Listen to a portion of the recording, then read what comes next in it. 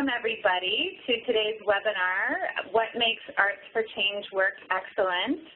We are presenting today from the Ontario Trillium Foundation HQ in Toronto, and we have joining with us today Pam Korza from Americans for the Arts. So just as to set the context for today's webinar, some of you may know the Ontario Trillium Foundation, some of you may not, but we're an agency of the Government of Ontario, and we're one of Canada's leading grant-making foundations. We have a budget of over $136 million, and we award grants to some 1,000 projects every year. And we are a leading public agency and partner in the public benefit sector. So today's webinar, in part, is also an introduction to the Knowledge Center. So we've just launched this online shared learning environment that will connect Ontario's nonprofit sector.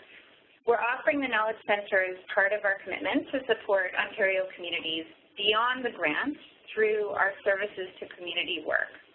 So this online resource includes a discussion forum and access to reports and videos, infographics, and more to come. And over time, this resource library will grow, we hope, with your help. The discussion forums in the Knowledge Center centered around OTF's 6 action areas, so active people, connected people, green people, inspired people, promising young people, and prosperous people. But we also have 2 additional discussions around evaluation and measurement and open data. So the discussion forums a virtual space for sharing stories, challenges, opportunities, and learning from each other. So this webinar kicks off the resource library on the Inspired People Hub in the Knowledge Center. And after today's webinar, we actually have a discussion opened up on the Inspired People forum in the Knowledge Center to continue this conversation. And I'll make sure by the end of this webinar that you can find your way there. Very briefly, OTF, as I mentioned, invests in 6 different action areas. One of them is the Inspired People action area, and it's named for the impact that we'd like to have through our investments in arts, culture, and heritage. And you'll see this diagram outlines the priority outcomes and the grant results that guide our investments. And the action area is all about enriching people's lives through arts, culture, and heritage.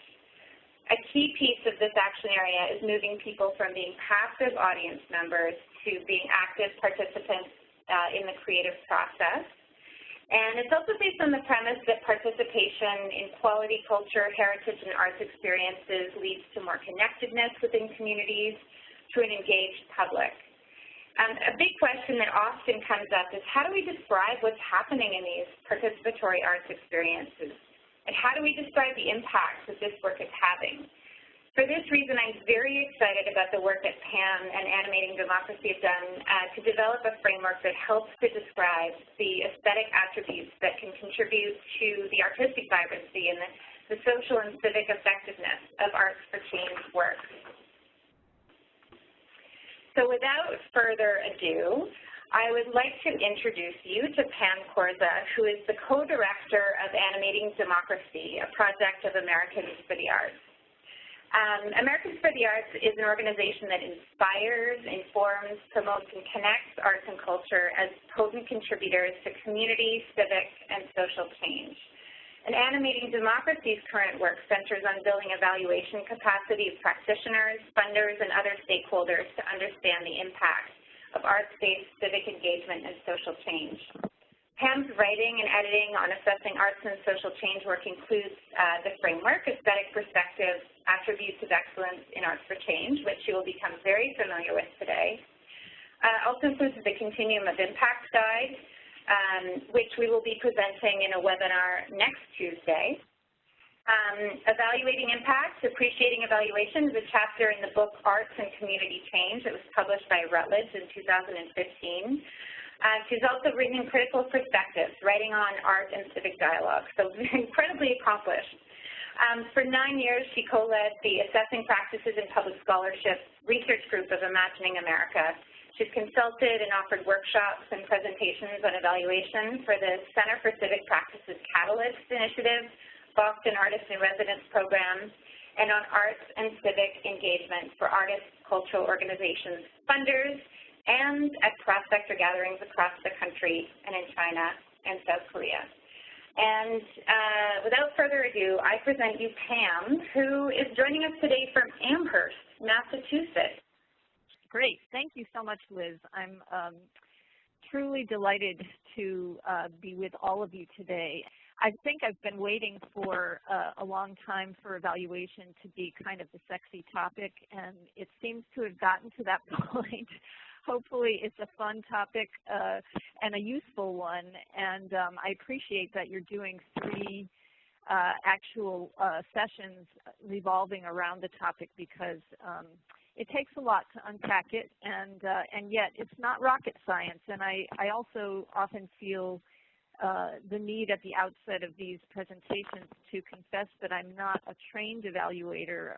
Much of what I know and can share is the result of having a lot of opportunity to connect with evaluators and researchers, but also with artists and arts professionals who bring a lot to the table through their experience, even though they too will often confess that they're not experts in this world. So today we're taking up the question, what makes Arts for Change work excellent? My plan is to introduce you to the framework as a tool that can help you describe and assess artistic aspects of Arts for Change. I'm going to give some context for how and why it came to be, and we'll actually walk you through it a bit. And then finally, oops, am I hearing some feedback? Are you hearing feedback? Okay, sounds good.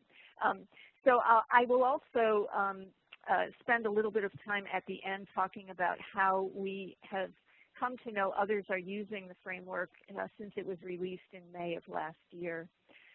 So I think with that, I will situate you a little bit with Animating Democracy, which is approaching 20 years old.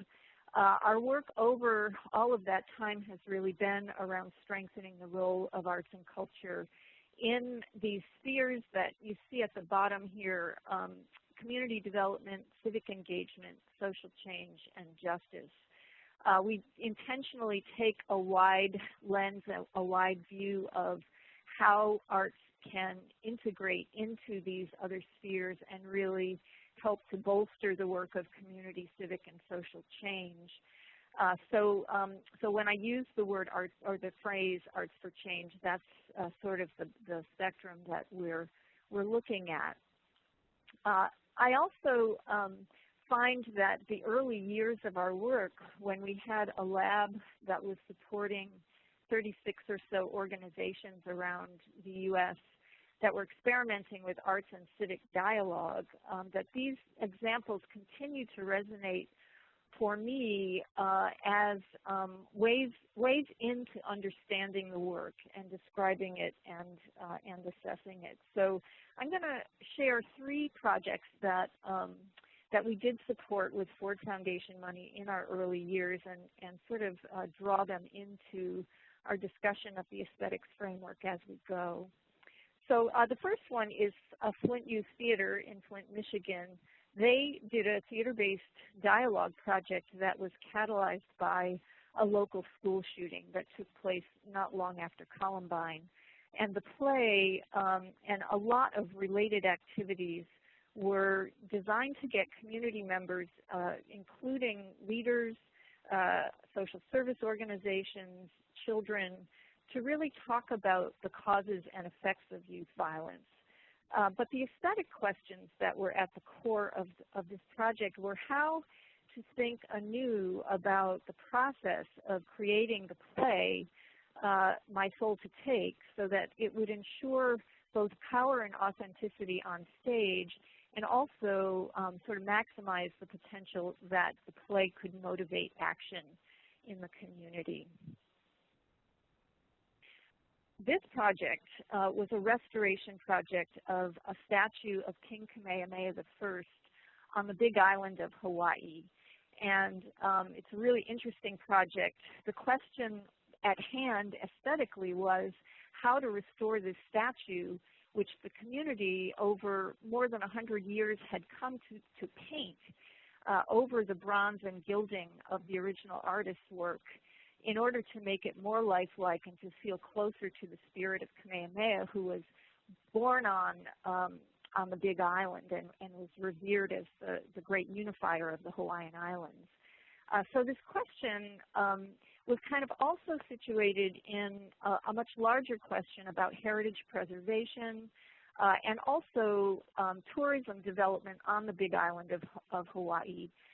So the aesthetic questions were, you know, how to restore this project, but also in terms of the civic question, it was about honoring cultural forms and norms that would bring the voices of native and longtime residents on the island who were not particularly coming out for the sort of typical community town meeting forums. And so this project had many facets that led up to the final restoration of the statue.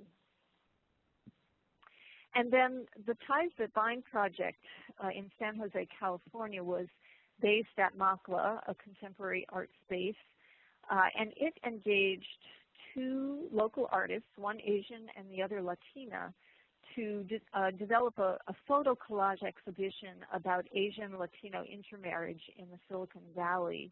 And the hope was that this exhibition would open up dialogue about contemporary perceptions of ethnic identity. They used ethnographic methods. Makla actually collected 45 family case studies from families in the valley, and the artists engaged 15 of those families to elicit oral histories and to work with them around images that they wanted to convey through the exhibition. In creating the art for this project, the kinds of questions that were raised were, how does the intent to foster civic dialogue actually affect aesthetic choices? And by whose standards do we judge excellence in art with social intent? So in the early years of Animating Democracy, our focus was really on, well, you know, what does this work look like, this intersectional work of arts, and in those years, civic dialogue was the focus. What makes that work? What makes it effective? And how do arts and culture create an invitation, a space for, take the form of, or spark dialogue in the public realm? We captured a lot of the answers to those questions more or less in some deep case study work, which then morphed into a arts and civic engagement toolkit and workshops to advance practice in the field. But what I would say that the question that we began to address but didn't fully address was, what difference are we actually making and how do we know? So, you know, I think in the arts, we're really good at counting, and that's the easy thing to do. So people tend to default to numbers, but we all know that counting who comes, how many people come, et cetera, doesn't really tell much of a story, or at least it doesn't tell the whole story. We're also good at having high aspirations. Art saves lives. We can, through our arts program, reduce recidivism, those kinds of proclamations, but often they're really not realistic in the context of the scale of projects that we're doing, and certainly there are many forces that would have to contribute to changes that grand. So we developed the Continuum of Impact as a first tool to really help cultural organizations, artists, and their community partners to better articulate, to be more specific about the kinds of social and civic outcomes that they really were aspiring to and could literally track with evidence. So you see here along the squiggly line there 6 families of outcomes that have to do with changes in knowledge, what people understand or are aware of around particular issues, how people might be communicating in the public sphere through dialogue or deliberation, changes in attitudes, changes in the capacity to be engaged in the civic or social space of community, changes in action or behavior, and changes in policies, systems, structures, conditions, access, equity. So this continuum was really intended to both capture what we were seeing commonly that arts folks were aspiring to in their work, but also where they are able to note change by looking for the right kind of evidence. So I won't belabor this tool because next week's webinar with Barbara Schaefer-Bacon will really pick up on this in more detail, but the continuum allows you to move through some downloadable worksheets to really articulate outcomes, indicators, and the kinds of data that you might collect. And here are some ways that the continuum can actually help you. So that is just a little bit of a long-winded intro to what we're here to talk about, which is the Aesthetic Perspectives Framework. And this is really a companion to the continuum in that it is looking at the art side of the Arts for Change coin. It's looking at questions like what makes Arts for Change work potent and excellent as art, and what aspects of the art or the cultural practice are contributing to its civic or social effectiveness. So we really have been listening to artists over a decade or more, and the concerns and frustrations, especially among those who are serious about this kind of Arts for Change work. And the framework really evolved as a response to those concerns and frustrations. And there were essentially 4 of them. One, that there are standards of excellence for this work.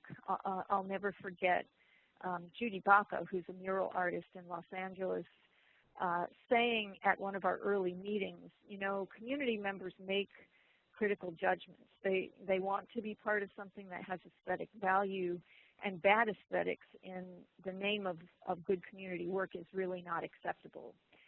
So there are standards that should uphold the best of this work.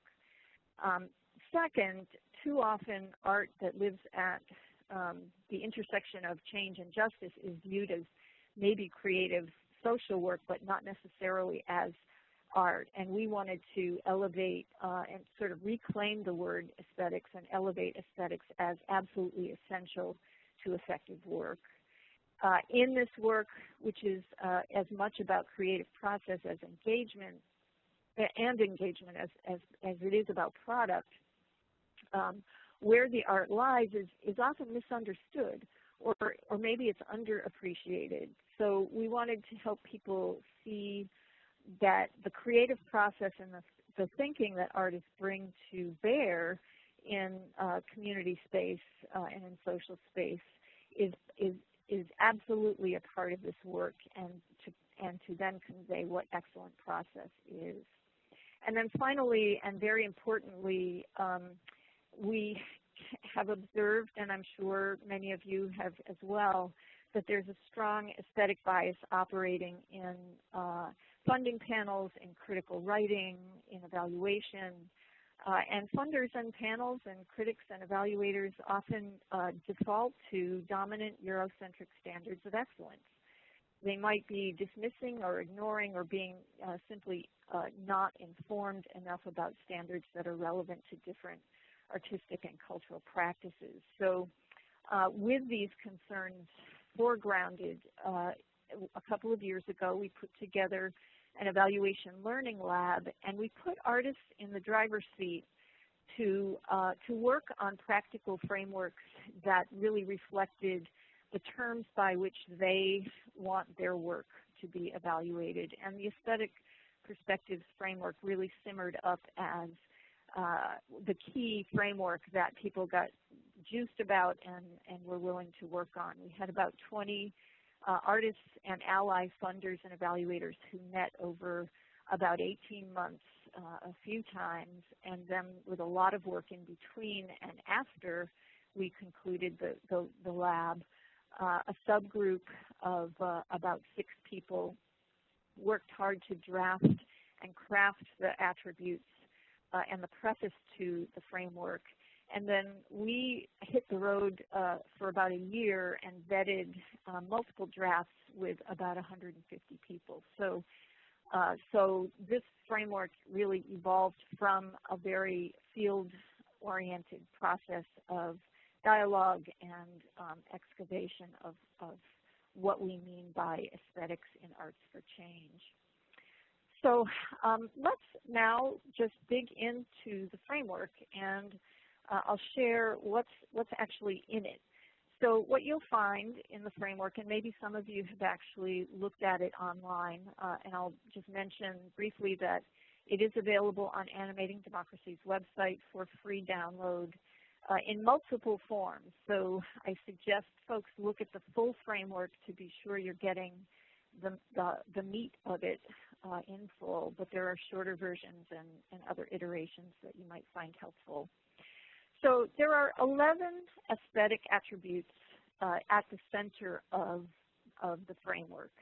And these are specifically identified by artists in the lab as relevant to arts and social justice work, and that represent both qualities of the work, aesthetic qualities of the work, and sort of values that underpin the work, and work that they believe is aesthetically rich and effective in its social and civic intent. So I'm going to walk through one of these attributes in a little bit of detail, and then we'll kind of breeze through the other ones.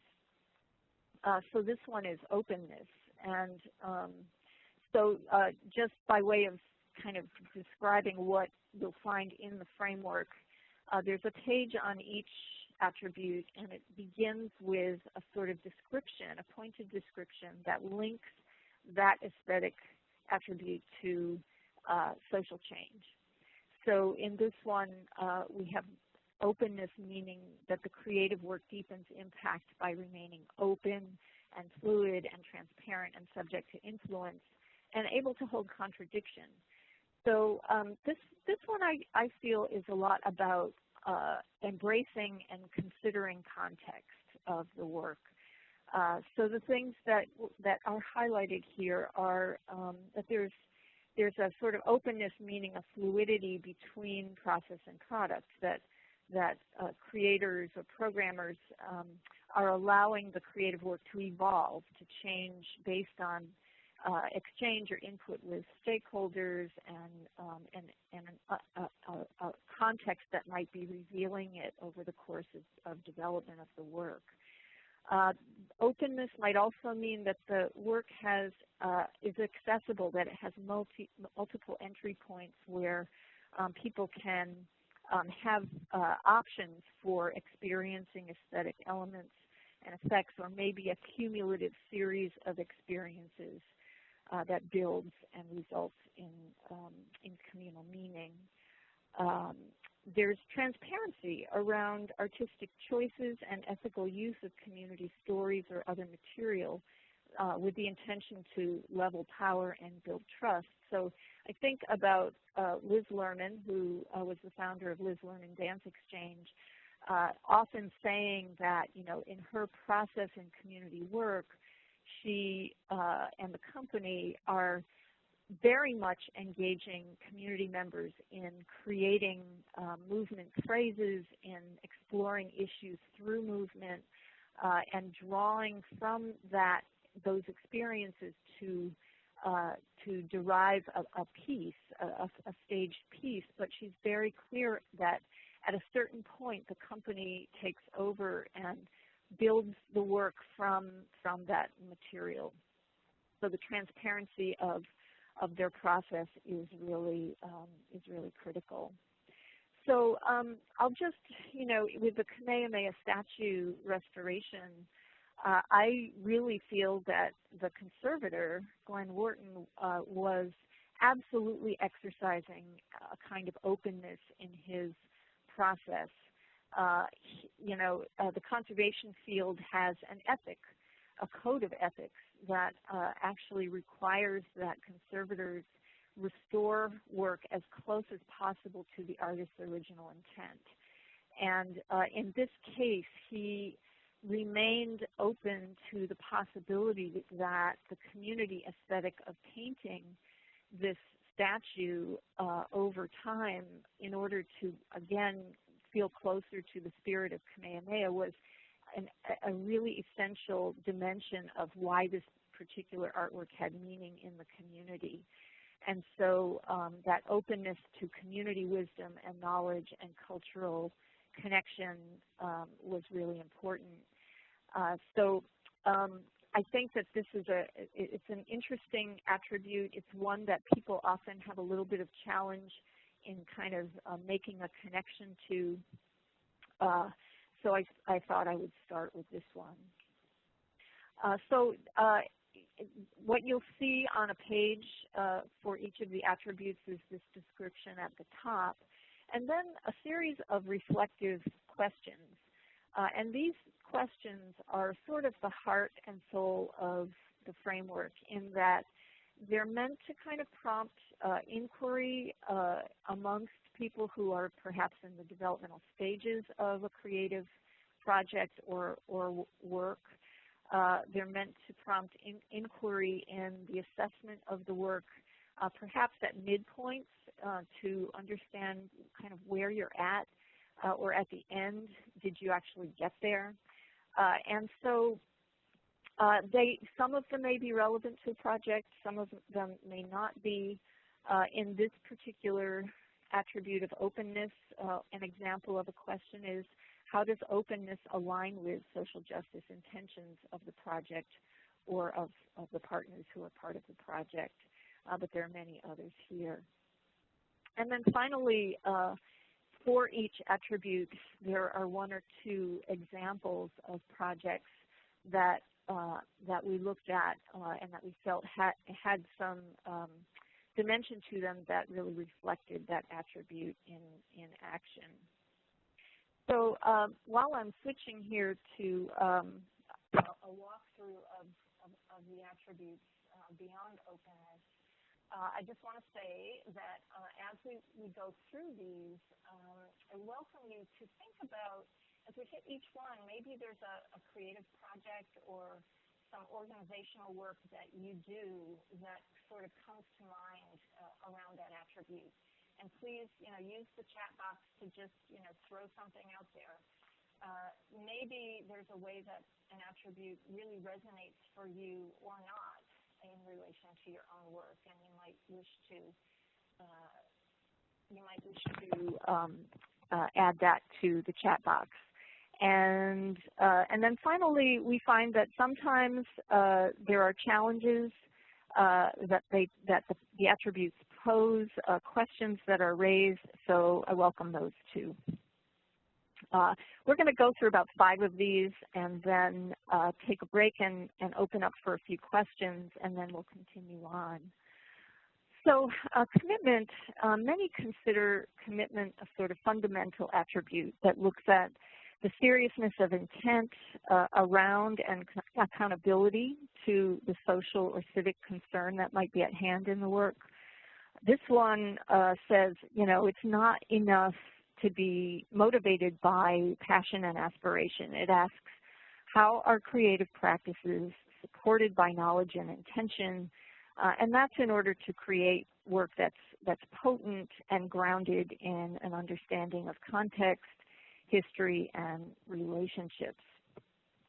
So this one is considered by many folks sort of to be the ground level. If there isn't a strong commitment embodied in the work around the change notion and how you express that creatively, then there may be other challenges that will come to the fore. Disruption. Art challenges what is by exposing what has been hidden, posing new ways of being, and modeling new forms of action. So I'll go back to say first of all from the description that disruption may relate to content, form, delivery of the work, and in disrupting, the question is often asked, does the work actually offer alternatives to current conditions? In other words, disruption toward what end?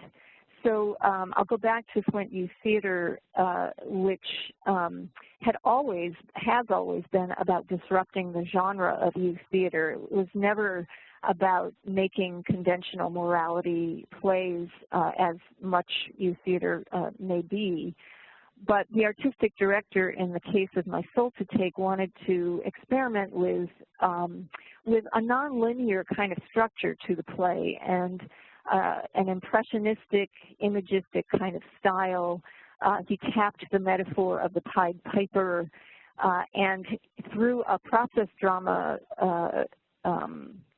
process in advance of creating the work and drawing out the community to talk about this shooting that had taken place, he listened to the voices of the children who said, why can't somebody do something? And that became a kind of refrain in the theater piece itself. So the aesthetic investigation here was about the combination of these things and how effectively they might bring forward different perspectives from the community on stage and stimulate dialogue and motivate action. I'm going to take up emotional experience and sensory experience as two attributes in the framework that are most often thought about when people think aesthetic experience. So we all know that art can evoke joy or anger or sorrow or discomfort or any number of emotions. And we know that artists use sensory effects to amplify experience of the work. So the framework helps to connect these two attributes to change-making intentions of the work. The project in our example section that I really like that hits on both of these is Naomi Natale's 1 Million Bones project, which uses the power of visual scale and sensory experience to elicit emotional response regarding issues of worldwide genocides. So just like imagine 1 million ceramic bones being created across the United States, and she may have even done this internationally, by artists and activists and students. And imagine volunteers and members of the public in Washington, D.C. on the National Mall, ceremonially placing those 1 million bones on the mall and ultimately covering it to create a site of conscience to commemorate and honor victims and survivors of genocide.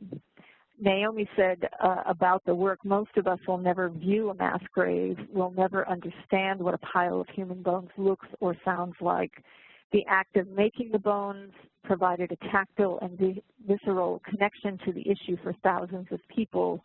The act of laying bones in communion with other people proved intensely moving to people and helped them imagine the scale and the human tragedy of genocide. So, so these are often attributes that give creative work its greatest power. Among the inquiry questions for emotional and sensory experience is, does the creative work take a responsible approach to potential emotional response? Does it help people channel such emotions into healing or action? So, just going back to Flint Youth Theater again, because of the rawness of the community's emotional state after the shooting, the theater made the wise choice to actually wait a year before it took up this topic in a piece that they would create. And they were very sensitive to the post-traumatic stress that might be engendered by the work, and worked very closely with dialogue facilitators who had skill and experience in creating safe space for dialogue, especially in the context of trauma. And before we take a break, and I hope the microphone is working okay at this point, please pop up again if you are not hearing me well. Before we take a break for questions after cultural integrity, I'll just quickly note that this one, it reads, the creative work demonstrates integrity and ethical use of material with specific cultural origins and context. With so much focus in recent years on issues of equity and cultural equity, doing work that is drawing from the creative and aesthetic and cultural strengths of previously underserved communities. This attribute has gotten lots of discussion as we've taken the framework around the U.S.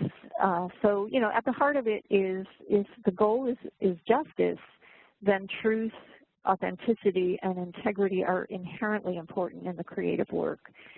This attribute takes up aspects of cultural values and competence, ethical use of material, and specific cultural origins. And it asks questions like, have the artists and stakeholders analyze the relationships of power, privilege, and cultural context within the art-making process and presenting the work.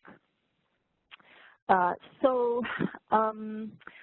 think at this point, Liz, if you're able to come on the line and share any questions that might be in the chat box or any that you might have yourself, I would be happy to take some before we move on.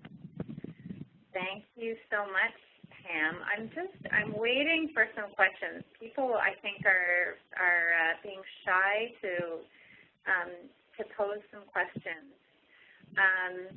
But it's really, I'm fascinated by this one because, and especially in the discussion of the emotional experience. So prior to doing my work here at the Foundation, I worked at a community arts organization in Toronto, and we were in residence in neighborhoods that were experiencing, in particular, quite a bit of violence, and trauma was something that we dealt with on a regular basis. And what strikes me, I mean, we would, of course, have conversations about this and about how to be really mindful of the participants' emotional experience. But I just love that this has been formalized, I guess, within the context of a larger framework that's looking at community-engaged art. And then next week, looking at how we can translate this into talking about the social and civic impact. Thank you. Are there any questions from the participants of our webinar right now? You can send them to me or to everybody in the chat box. Great. Maybe I'll use the few minutes here to... Cam, your voice has just dropped just for a second. Are you able to speak closer to the Yeah, is this better? Perfect. Okay, great. I'll share with folks a passage from a blog that was written by Ananya Chatterjee from Ananya Dance Theater in Minneapolis. We did a blog salon last July, which is up on the Americans for the Arts website if folks are interested. And she was talking about, well, I'll just read what she says because she says it better than I can. She says, what will be crucial for the long-term effectiveness of this framework is that it's seen comprehensively as positing a set of indicators of excellence whose success is in the chemistry of their juxtaposition. So, for instance, it's only when risk-taking is assessed in relationship with cultural integrity and communal meaning, those three attributes, that we can avoid producing art that's cool, ironic, critiquing state power, but lacks consideration of how aesthetic choices might affect an already vulnerable community connected to an issue. Think, for instance, about the recent turmoil created by the installation of visual artist Sam Durant's Scaffold, a large structure made of gallows in the Walker Art Center's sculpture garden. The piece's reference to the gallows used to execute 38 Dakota men in 1862 deeply insulted and outraged the Native community. Scaffold certainly offered disruption and provocation, but at the cost of tremendous pain to the community who are indigenous to Minnesota. So we have found that, when we do workshops around the framework and we have them all up, all the attributes up around the wall, sort of randomly, sometimes people are stimulated to see the connections between these different attributes and how they interplay in projects in a very rich and sometimes very complicated way. Pam, thank you for elaborating on that example. That's a really potent one here in the Canadian context too. I just had a couple of questions, one comment and a question come up. I was hoping I could read out right now. Sure. So one comment coming from an art service, or as an art service organization, I see how some of these attributes can guide our work in achieving change within the arts sector. For example, disruption is key in challenging the status quo. And then a question asking for you to talk a bit more about what was involved in putting people in place who are experienced in PTSD and trauma in the Flint play that you referenced.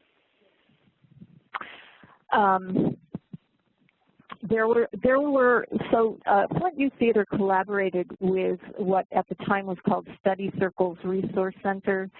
Now it's called Everyday Democracy, but this is a dialogue organization that works in a lot of different contexts.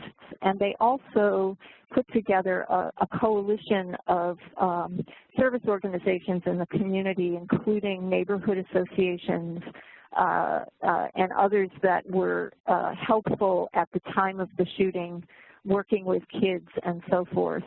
In the development of the project, the artistic director of Flint Youth Theater worked with another theater artist, Jillian Eaton, to do process dramas that that engaged through those various partner organizations the widest spectrum of the community that had been connected to this issue, and then beyond that to what we might call the general public. And in the process drama scenarios, they were carefully exploring with a kind of artistic device of distance the kinds of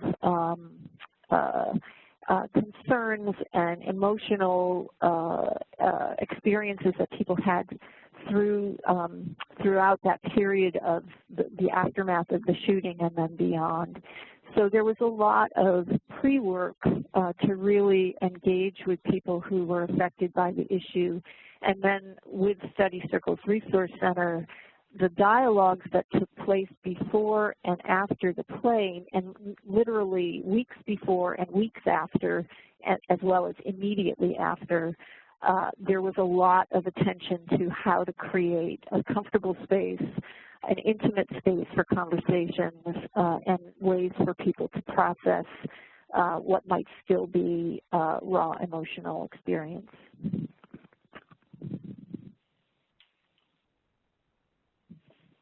Great, thank you. Thanks for responding to that. And the poser of that question said that was very helpful. I have another question here. Some of the truth and reconciliation work that we do follows strict cultural integrity ethics, and relies on strong emotional experiences that create an awareness and an urgency for the need to take action.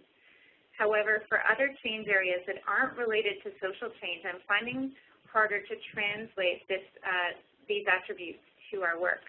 It occurs to me that much of our open mind programs lack emotional and sensory experiences. That was a comment coming from someone here we have from an art service organization. So do I understand correctly that that the work that's less connected to truth and reconciliation is the work that's not demonstrating so much emotional and sensory experience? No, it was for other change areas that aren't related to social change. It's finding it harder to translate the attributes to his particular work as an art service organization. Mm-hmm. Well, they may not always work. So I would say that, you know, the framework was actually created by artists who do social change and community change kind of work because they were finding some gaps in what exists out there. So it may not always apply. I would say that as we've been out and about with the framework that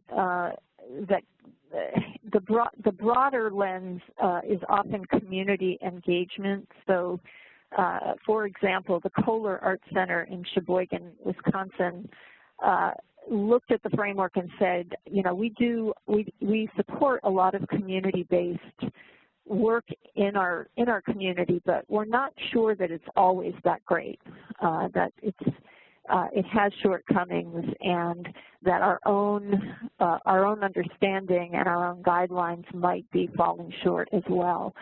So their intention, although I don't know if they've actually done this yet, was to take the framework and use it as a kind of internal tool to themselves kind of test their own support system for past work and say, you know, which of these projects hit the mark, which of these projects are falling short, and in what areas, and that might be a route to both staff training and a way of re-articulating some guidelines around community engagement. So in their context, as I understood it, social change or social justice wasn't necessarily the end goal, but that some level of community engagement was the intention.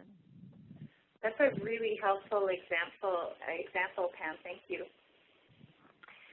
Okay, I might suggest that we continue on, and I'm just going to do my own quick time check here. So we'll move on to risk-taking, and this is a term that we see a lot in arts grant guidelines. Risk-taking, yes, indeed, in whether it's in creating work or programming choices or the ways that we connect art with audiences can actually allow new possibilities to develop. This attribute looks at what risk, why risk, and whose risk, because we know that risk can be a factor for the artists, it can be a factor for participants or audience members, and it can be a factor for institutional players. And I know that many of you may represent cultural institutions, so I thought I would draw in a project from our early years, again, the Jewish Museum in New York and its exhibition of Mirroring Evil, which featured work by young artists who were generations removed from the Holocaust.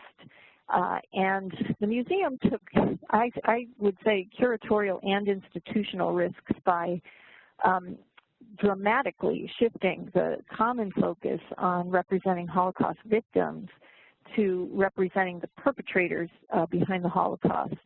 And the work was quite transgressive. Examples were by one artist, a bust of Mengele, Lego concentration camp, old film footage manipulating sound bites from Hitler's speeches, So the exhibition was potentially one that would alienate even the museum's core audience, never mind generate public controversy, which in fact it unfortunately did through an unfortunate newspaper article. So the inquiry question, I think that's very relevant in this context is what's the point of risk-taking when you're aiming to create some sort of civic or social or justice-oriented change. And for the Jewish Museum, this was a bold and a calculated show that it hoped would broaden the relevance of the Holocaust to more people by linking it and looking at it through the broader lens of complicity and complacency in mass atrocities that the world faces today. So linking history to contemporary concerns and issues.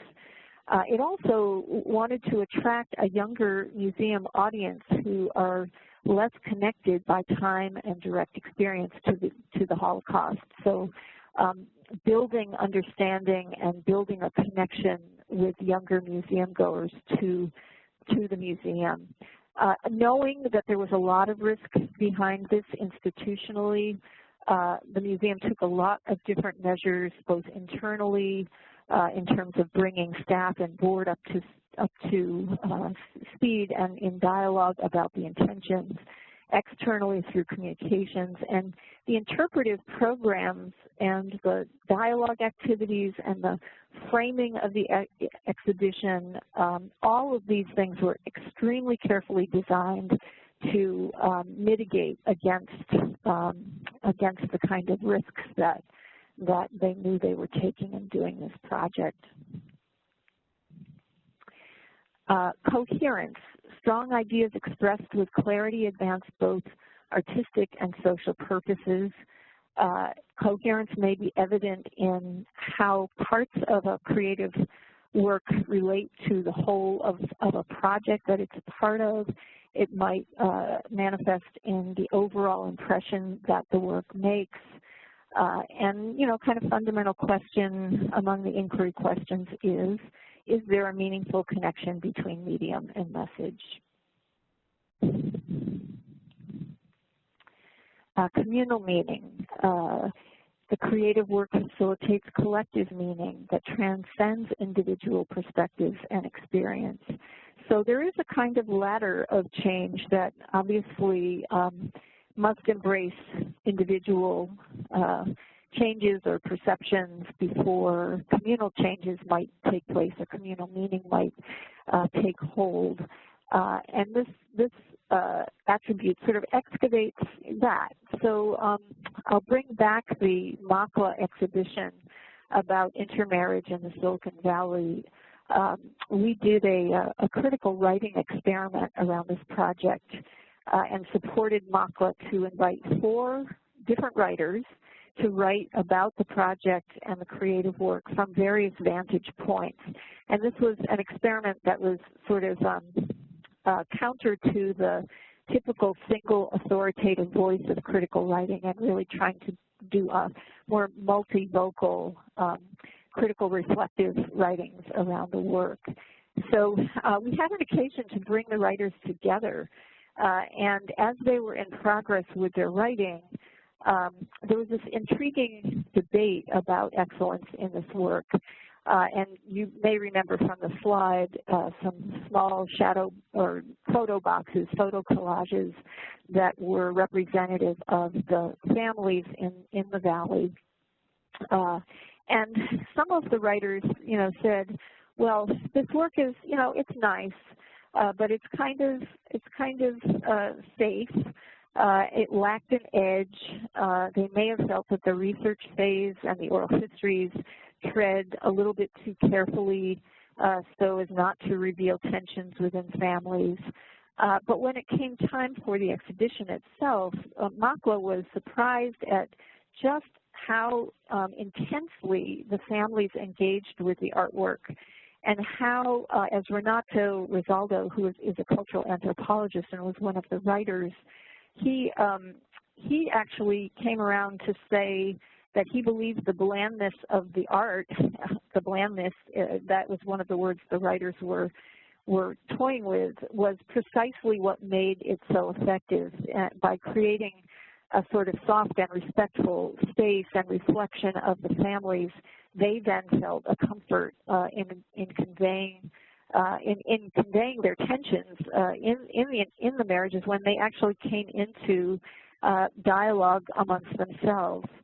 So this project took that word communal and really revisited it to raise the question, how public does the work actually have to be successful, and then offered the idea that intra-group dialogue was actually a high benefit of projects in addition to the dialogues that happen between groups. Stickiness, change obviously happens over time, and when creative work sticks, its influence lasts.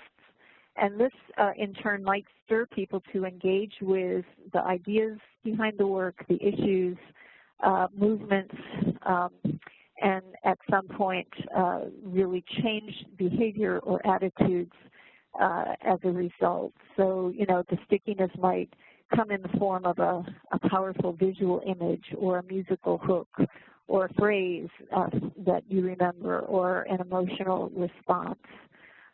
So let me just get to the last one here, and then we can take a little bit of a turn in our last 15 minutes or so. So resourcefulness is the imaginative use of available resources that drives artistic innovation and demonstrates responsible social and environmental practice. So resourcefulness in terms of aesthetic considerations might have to do with the setting of the work, where it's cited. It might have to do with repurposing materials, but all in service of amplifying or deepening the meaning of the work. It was interesting, I had the occasion to sit in on a funding panel in which the panel members had been invited, or actually required, to read the Aesthetic Perspectives Framework and to, with the intention that in their panel deliberations, the framework would provide a kind of backdrop to deepen their excavation and discussion of different proposals. And in this panel, resourcefulness came up in terms of the solo performance genre. And one person who is a practitioner of that said it's a really hard form to innovate. You're alone, and how many things can you do with it? To stimulate imagination, you know, he said the threshold to meet is to use the entire body and the body of experiences that you can draw from to evoke many bodies and many experiences. And I just bring that one forward because it opened up for me a whole different kind of context for thinking about resourcefulness in terms of a particular creative genre. So I think I will stop again and Liz, see if there are any new questions that have emerged on the screen. I do have a question. Assessment of the artist's success in embodying some of these attributes is very subjective. How do you evaluate in this case? It's a great question. You know, I think the fact that we made the core of the framework these inquiry questions has the very intent behind it to encourage a kind of process that engages not just one person's point of view, but multiple points of view. So, you know, you might draw some of the questions from the framework into a kind of focus group context, It could be, like in the case of Complex Movements, an artist collective in Detroit, they used certain of the attributes and certain of the questions in an artist retreat where, you know, for themselves, each of them having their own perhaps subjective perspective on the success of the work. In consort, they could talk about the things that they really wanted to hone in on, and I can share a little bit more about that in a second. So, you know, I don't know that there's a way to entirely guard against subjectivity. We shied away from the prospect of creating things like rubrics, although I don't know that we would dismiss that as a kind of iteration or a derivation of the framework at all. But, you know, we knew from the artists who were involved that from their perspective, having these kinds of pointed questions was probably going to be more useful, whether they were deployed by fellow artists or funders or critical writers or evaluators, that they would open up the kind of depth of dialogue that could lead to answers to questions like how successful was this work, or where did it fall short, or what were the dimensions of the aesthetic experience that really made it potent. So it's a kind of multidimensional tool as opposed to kind of a checklist, I guess is what I would say. I don't know if that's helpful or if you might have a comment back in relation to that. I think that's very helpful. Does the person who posed the question have any follow-up questions, or?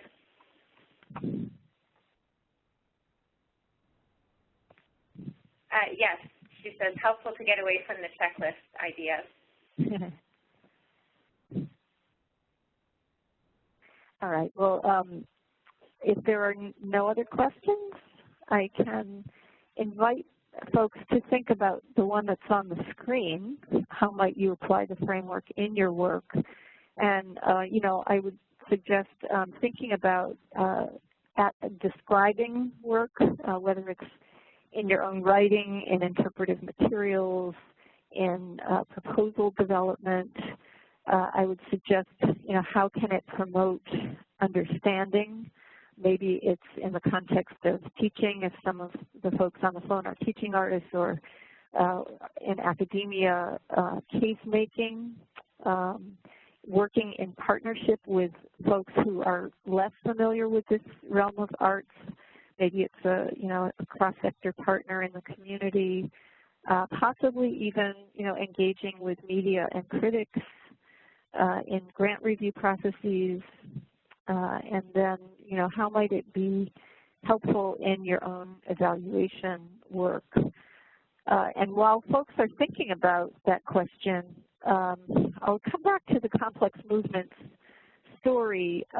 So this artist collective in Detroit created a piece called Beware of the Dandelions. And this is a very super hybrid work. It had three components: a performance, which was a combination of science fiction narrative, music, video projection, interactive spoken word elements. A second component that was a video archive of oral histories that appeared within this installation kind of environment. And the stories were about local movement building in various parts of the U.S. And then the third component was a series of workshops that Complex Movements brought out on the road with the installation, and they partnered with community activist organizations who wanted to use the installation to support their own local cultural organizing efforts. So this is a complex project by Complex Movements, and they really used, they seized the framework, unbeknownst to us actually, to do some assessment for themselves as artists, and then also with the community organizers who received the installation in their communities.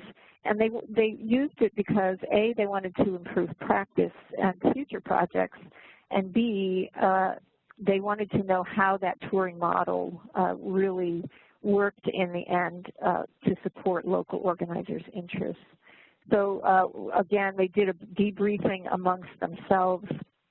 They looked in particular at coherence because they knew that the work was a dense work. There was a lot going on, almost an overwhelming amount of information coming at participants at one time, and all of these different sort of spectacular technical effects.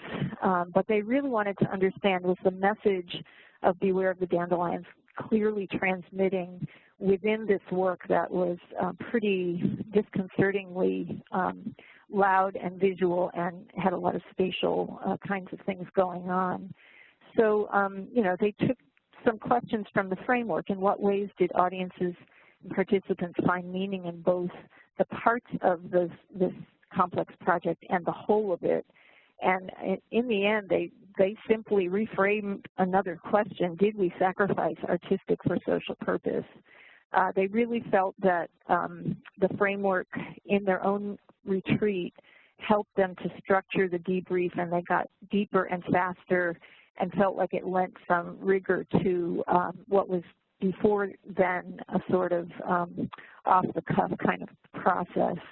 And then they took questions from the framework to create an interview protocol with the community organizing partners that hosted the national tour, and they sent those questions in advance to those organizers, did phone call focus groups, and really found, by looking at the sensory experience and a few of the other questions, that the video stories, the ones of the organizers from throughout the country, which were pretty straightforward elements of the whole installation, in fact had the higher value in terms of what the organizing partners' interests and goals were.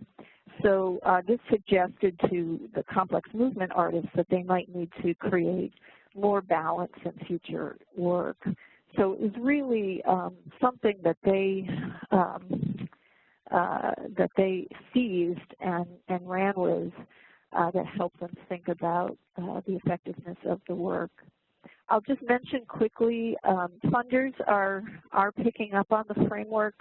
I mentioned the MAP Fund in New York, which funds performing arts nationally, is integrating the framework into panel process in a larger effort with other funders to look at bias in panel processes and who's not getting funded because the criteria are not broadly relevant to Arts for Change work. The Native Arts and Cultures Foundation in the Northwest U.S. Used it in evaluation of the pilot for its Community Inspirations program, which funded Native artists doing social justice work. C4 Atlanta, an artist service organization, is using it to develop a curriculum unit for community-based practice that it will be launching in the fall. So there are many percolations, I would say, of ways that people are beginning to use the framework. I'll mention quickly in relation to use that there are several companion guides written by folks in different parts of the arts fields to help kind of center their thinking around how the framework might be applicable in their work. So I encourage you to go to the website and download any one of these, and we hope to continue to build a few more from other perspectives. And then I'll just close by kind of saying that, you know, there's the danger once you put something on paper that it becomes the next codification that people may bristle against, and we've had that reaction too. But we like to underscore that that these are not meant to be The new buzzwords, they're meant to augment standard vocabulary of aesthetics with qualities that are relevant to social change work. Not all of them will apply to every work. Some may have greater relevance. Conventional attributes may still apply in arts for change work, and that these attributes will definitely evolve, we're sure, over time with the benefit of field discussion and application. So my parting thought is that if folks do pick up on the framework and tap it in any way, we're really curious and really welcome both your positive and negative experiences with it so that we can learn and maybe continue to evolve it as time goes on. So that was incredible. Thank you. Here we go. I had one comment come in at the end from someone from an incredible community-engaged theater organization, I know, up in Northern Ontario, who said that they could see it as using it as a project is evolving, so developmental evaluation, as well as looking back at a project that they've just completed with their artists, with participants, and also using it with an eye to influencing policy related to the work. Fantastic. Well, I hope you'll share what your experience might be. That's great. Thank you. So thank you so much, Pam. As we wrap up here, I just wanted to show people, again, go back to the slide about the Knowledge Center. Really, really incredible work that you've done, Pam, and you've inspired so much thinking on this topic. And I want to invite people to go to our Knowledge Center, because I've actually, in the Inspired People Hub and the Knowledge Center, I've set up a place where we can continue this conversation. It would be great to hear how people see using the framework in their work. What questions is this bringing up for you in your work? You'll see there are some questions there. And Pam, I'm hoping that maybe you can keep an eye on this too, and if people have some questions, maybe they could ask them of you there. Sure. So in order to comment on the Knowledge Center, you'll just need to sign up as a new user. Go to the list of discussion topics, and you'll see a discussion topic called Post-Webinar Discussion, What Makes Arts for Change Work Excellent? I've just put a couple of questions up there, a couple of questions. What resonates for you in the aesthetics perspective framework? How might you apply this framework to your work? And what questions are coming up for you as you think about applying it in your work? So last thing, we have 2 upcoming Knowledge Center webinars. So really, really excited, as Pam mentioned. The follow-up to this webinar, you may be asking yourself, so how do I apply this in the context of evaluation? Well, I think that the next week's webinar will really help you with this. How do arts and culture make a difference? And Pam's colleague Barbara, who I think is listening on the line today, is going to be leading that webinar where she'll be presenting the How Do Arts and Culture Make a Difference Continuum of Impact tool. And at the end of May, we've got some guests from the International Center for Art for Social Change joining us to introduce their Arts for Social Change evaluation toolkit. And some of you may be familiar with Judith Marcoux out in the West Coast and the work that she's doing there. And this is part of a larger SHRC-funded project that she has done there. So that brings us to the end. I want to thank everybody for joining us today. And I want to thank you, Pam, for introducing this toolkit to the Canadian audience. We're really, really thrilled that you could join us today and share. Totally my pleasure. Thank you for having me. Really appreciate it. Fantastic. Okay, well, folks, I hope that you continue this conversation on the Knowledge Center. And for those of you who can join us next week, I look forward to having you next week. Take care.